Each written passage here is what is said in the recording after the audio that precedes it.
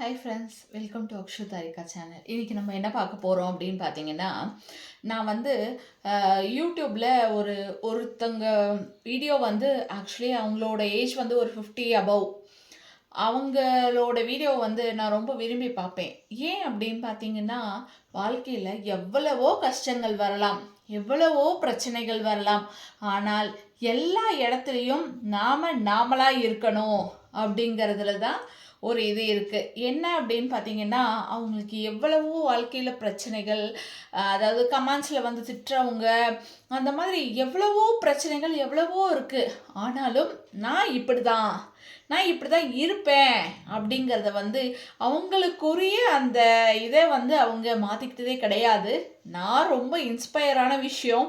நானுமே வந்து என்னோட ஐடென்டிட்டி அப்படின்னு ஒன்று இருக்கும் இல்லையா, இவங்க இப்படி தான் இருப்பாங்க, இவங்களோட இது கேரக்டர் இதுதான், இவங்க இப்படி தான் இருப்பாங்க அப்படிங்கிற ஐடென்டிட்டியை யாருக்காகவும் எதுக்காகவும் சேஞ்ச் பண்ணிக்காதீங்க.